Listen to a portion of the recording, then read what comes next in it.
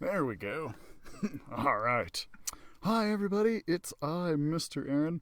So I was having a little bit of technical difficulty there today. I just got a new computer, so I was trying to get things set up a little bit. I'm trying to get my microphone working on it again and things like that.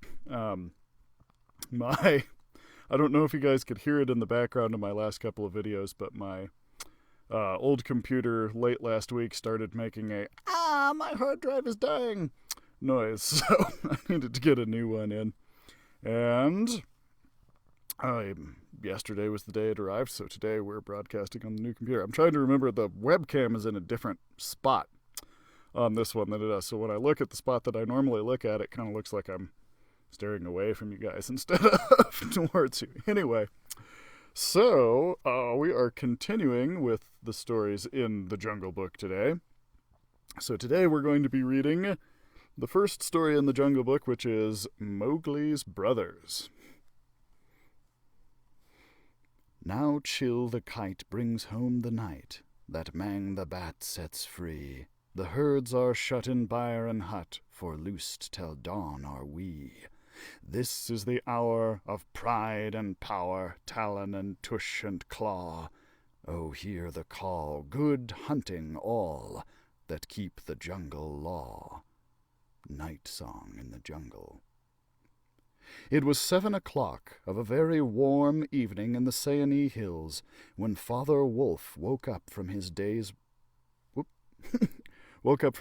rest, scratched himself, yawned, and spread out his paws one after the other to get rid of the sleepy feeling in their tips. Mother Wolf lay with her big gray nose dropped across her 4 tumbling, squealing cubs, and the moon shone into the mouth of the cave where they all lived.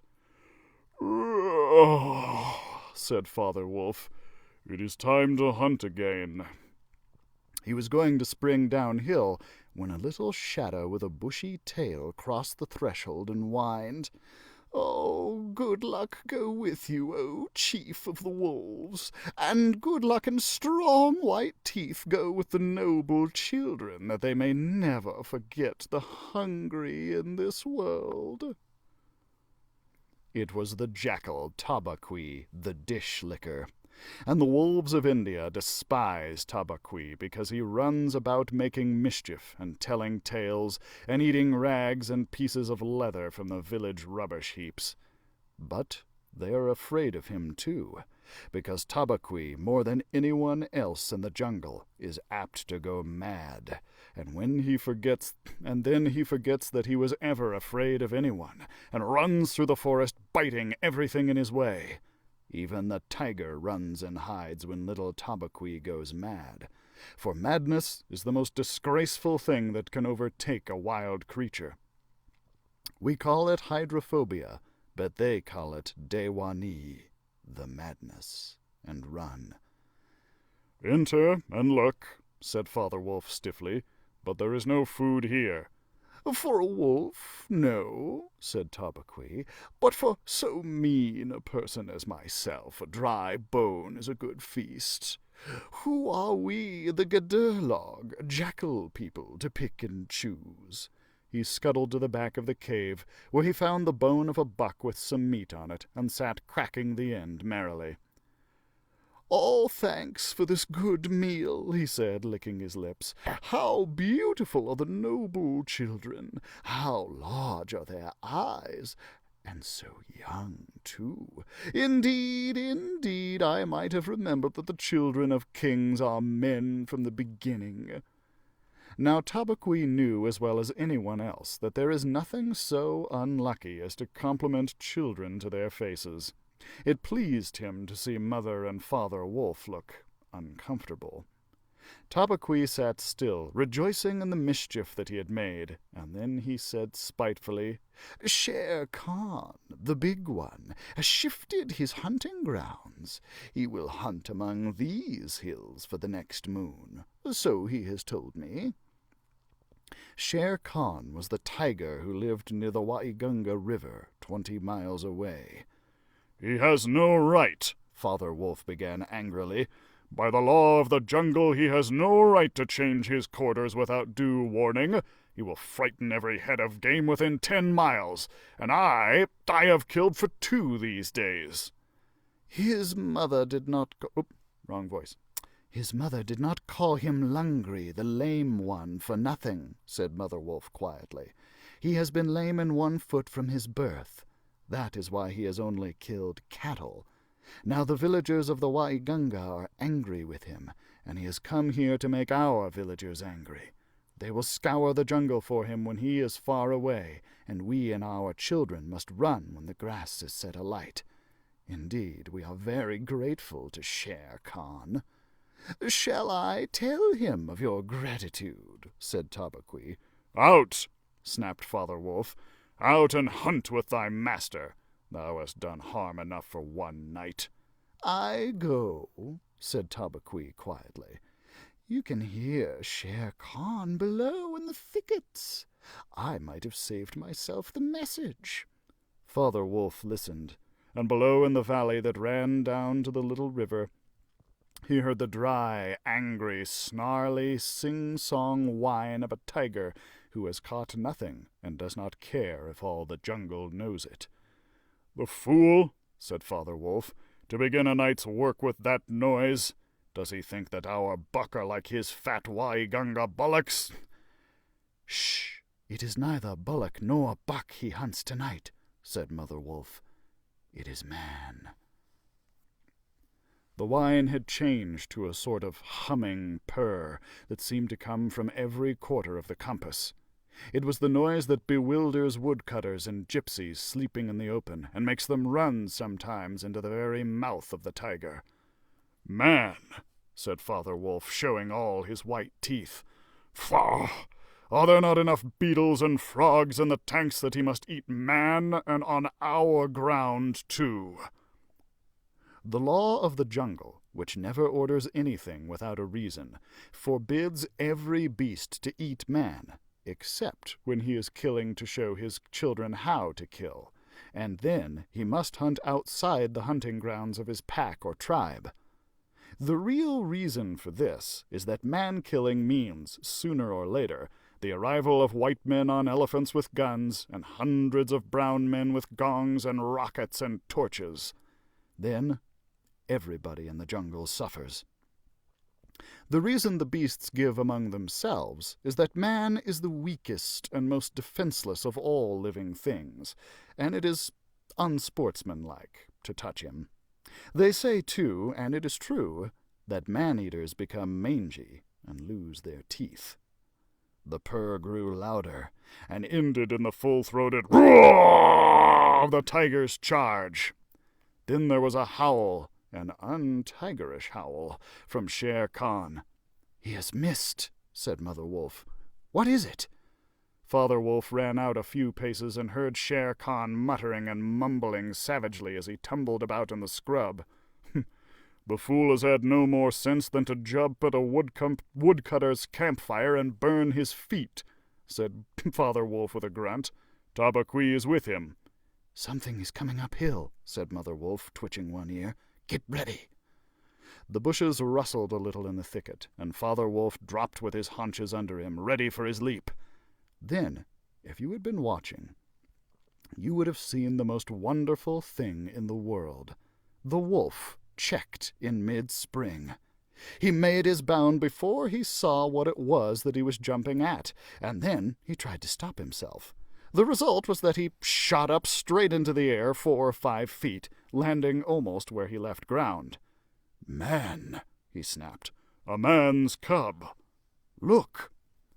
Directly in front of him, holding on by a low branch, stood a naked brown baby who could just walk. As soft and as dimpled a little atom as ever came to a wolf's cave at night.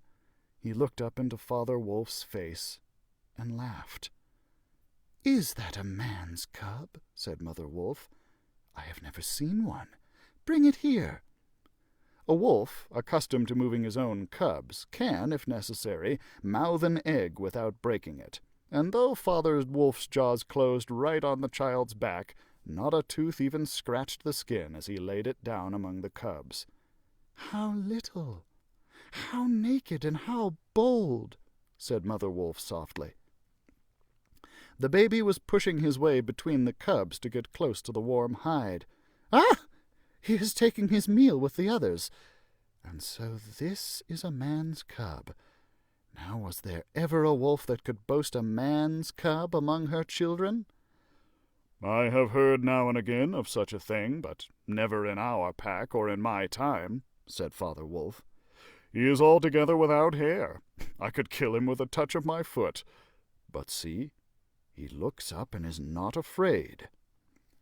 The moonlight was blocked out of the mouth of the cave, for Shere Khan, great square head and shoulders, were thrust into the entrance. Tabaqui was behind him, squeaking, my lord, it went in here." "Shere Khan does us a great honor," said Father Wolf, but his eyes were very angry. "What does Shere Khan need?" My quarry. A man's cub went this way," said Shere Khan. "Its parents have run off. Give it to me." Shere Khan had jumped at a woodcutter's campfire, as Father Wolf had said, and was furious from the pain of his burned feet. But Father Wolf knew that the mouth of the cave was too narrow for a tiger to come in by. Even where he was, Shere Khan's shoulders and forepaws were cramped for want of room, as a man's would be if he tried to fight in a barrel.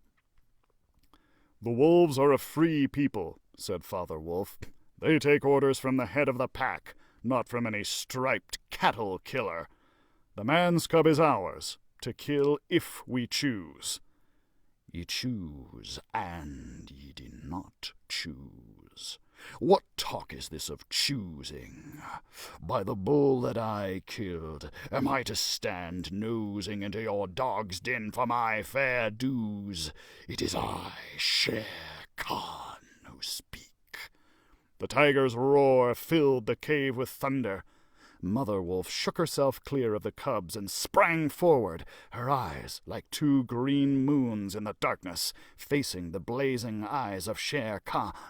"And it is I, Raksha the demon, who answers. The man's cub is mine, Lungri, mine to me. He shall not be killed. He shall live to run with the pack and to hunt with the pack.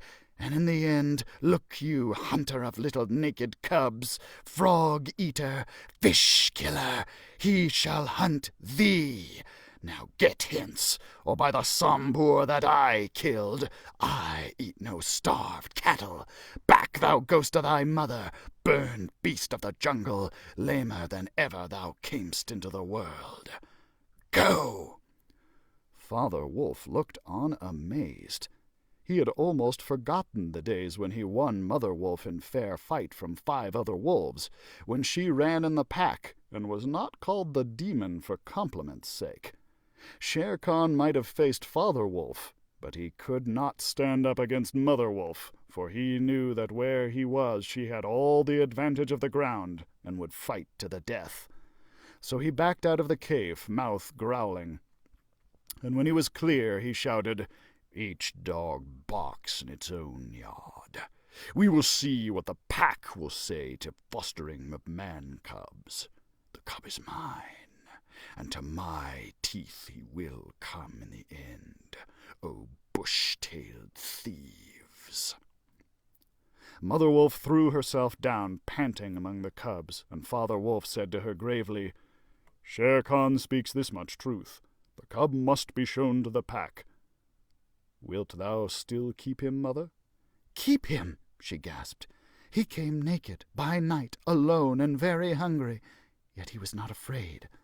Look, he has pushed one of my babes to one side already, and that lame butcher would have killed him and would have run off to the Waiganga while the villagers here hunted through our lairs in revenge. Keep him? Assuredly I will keep him. Lie still, little frog. O thou Mowgli, for Mowgli the frog I will call thee. The time will come when thou wilt hunt Shere Khan, as he has hunted thee." "But what will our pack say?" said Father Wolf. The law of the jungle lays down very clearly that any wolf may, when he marries, withdraw from the pack he belongs to, but as soon as his cubs are old enough to stand on their feet, he must bring them to the pack council, which is generally held once a month at full moon, in order that the other wolves may identify them. After that inspection, the cubs are free to run where they please, and until they have killed their first buck, no excuse is accepted if a grown wolf of the pack kills one of them. The punishment is death where the murderer can be found, and if you think for a minute you will see that, this must be so. Father Wolf waited till his cubs could run a little, and then, on the night of the pack meeting, took them and Mowgli and Mother Wolf to the Council Rock, a hilltop covered with stones and boulders where 100 wolves could hide. Akela, the great gray lone wolf, who led all the pack by strength and cunning, lay out at full length on his rock, and below him sat 40 or more wolves of every size and color, from badger-colored veterans who could handle a buck alone, to young black 3-year-olds who thought they could. The lone wolf had led them for a year now. He had fallen twice into a wolf trap in his youth, and once he had been beaten and left for dead, so he knew the manners and customs of men.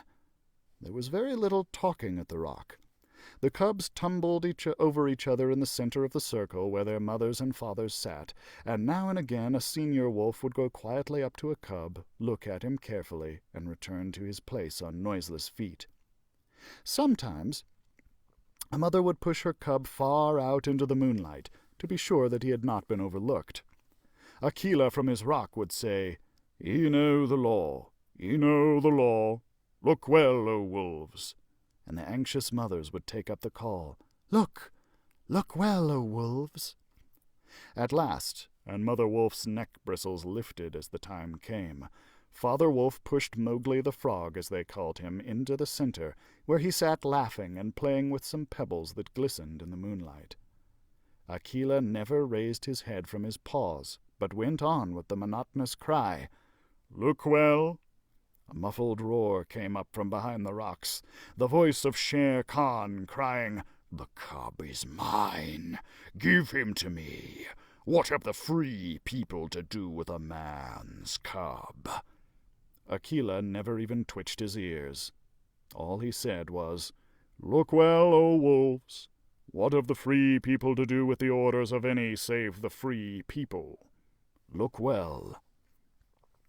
There was a chorus of deep growls, and a young wolf in his 4th year flung back Shere Khan's question to Akela. "What have the free people to do with a man's cub?"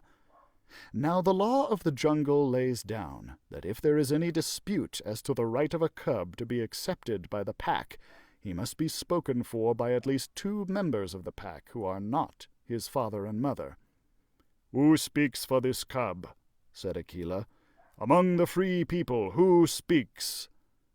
There was no answer, and Mother Wolf got ready for what she knew would be her last fight, if things came to fighting. Then the only other creature who is allowed at the pack council, Baloo, the sleepy brown bear who teaches the wolf cubs the law of the jungle, old Baloo who can come and go where he pleases because he eats only nuts and roots and honey, rose upon his hindquarters and grunted. "The man's cub. The man's cub," he said. "I speak for the man's cub. There is no harm in a man's cub. I have no gift of words, but I speak the truth. Let him run with the pack and be in it with the others. I myself will teach him." "We need yet another," said Akela. "Baloo has spoken, and he is our teacher for the young cubs. Who speaks besides Baloo?" A black shadow dropped into the circle. It was Bagheera, the Black Panther, inky black all over, but with the panther markings showing up in certain lights like the pattern of watered silk. Everybody knew Bagheera, and nobody cared to cross his path, for he was as cunning as Tabaqui, as bold as the wild buffalo, and as reckless as a wounded elephant. But he had a voice as soft as wild honey dripping from a tree, and a skin softer than down. And that brings us to the end of our time, so that is where we're going to stop for today, guys.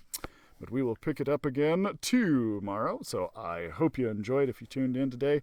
If you did, join us again tomorrow at 2 p.m. and we'll be continuing the story of Mowgli's brothers from the Jungle Book. Of course, be sure to check out our other live programs, Toddler Time with Becky, Stories with Sunny, and Creating with Constance. And don't forget about our digital content from the services like Overdrive and RB Digital and Hoopla, which is what we're reading the Jungle Book on. So, we will see you soon, guys, and thanks for tuning in.